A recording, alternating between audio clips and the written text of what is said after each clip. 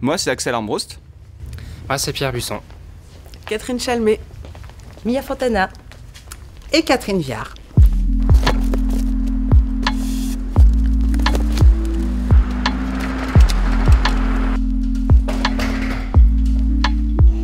Bonjour, nous venons juste de recevoir des nouveautés.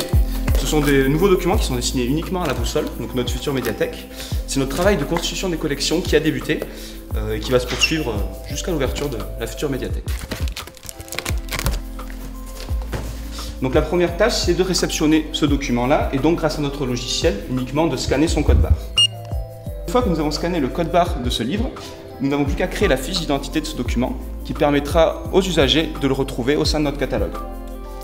Quand je dis document, il y a bien sûr des DVD, des livres, des BD et également des CD. En tout, nous avons déjà reçu plus de 5000 documents. On a reçu 5000 déjà, mais il y en aura beaucoup plus. Nous allons en acheter environ 40 000 qui s'ajouteront aux 30 000 que nous garderons, ce qui fera environ 70 000 documents, tous supports confondus à la boussole. Une fois que les documents auront été traités informatiquement, nous les stockons ensuite temporairement sur ces étagères qui nous permettent en fait de suivre le circuit du document et les différentes étapes de la cotation à la plastification jusqu'au rangement. Voici par exemple différents types de documents. Vous avez d'abord des DVD qui seront tous ensemble, donc ils n'ont pas besoin de liseré de couleur. Vous avez également des livres adultes. Vous voyez ici le petit liseré rouge. RP c'est pour roman policier et R pour roman. Le petit liseré bleu pour l'espace jeunesse de la médiathèque de la boussole. Roman d'imaginaire, il s'agit à la fois du fantastique et de la fantasy et de la science-fiction.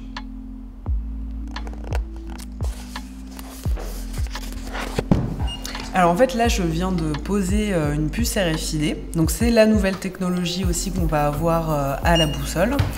C'est une puce en fait qui permet d'identifier le document, donc c'est ça qui va permettre au lecteur, s'il le souhaite, de pouvoir utiliser les automates de prêt. On a le dernier modèle de puce RFID qui existe sur le marché, dans le sens où c'est de l'ultra haute fréquence. Donc ça permet de lire l'authentification du document à une vitesse qui est de l'ordre de moins d'un millième de seconde. Donc au moment où les lecteurs vont vouloir enregistrer le livre, ils auront juste à scanner le code barre de la carte, puisque là pour le coup on aura encore des codes barres. Ils posent leur livre, ils posent un livre, 2 livres, en fait le nombre de livres qu'ils veulent emprunter, et tout est enregistré sur leur carte, en une seule opération. La puce va enregistrer toutes les informations liées au document, donc c'est-à-dire le nombre de fois où il a été emprunté, le nombre de lecteurs qui l'ont emprunté, le nombre de jours, etc. Donc cette opération, nous allons devoir la faire 70 000 fois pour autant de documents que nous aurons à la future médiathèque, aussi bien sur les livres, donc les puces sont un peu plus fines, que sur les DVD et tout d'autres documents multimédia. Donc là, en fait, je recouvre le livre qui a été donc coté, RFIdisé. Donc là, je le plastifie et après, on le range.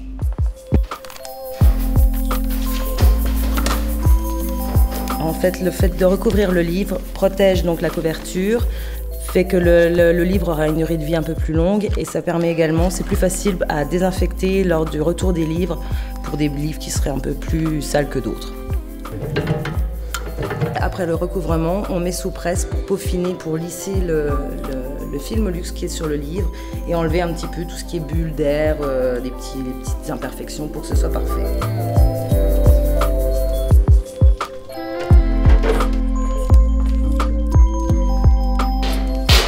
Après 1 heure de traitement par document, nous pouvons enfin les stocker temporairement en attendant la fermeture de Victor Hugo, en attendant la future médiathèque La Boussole.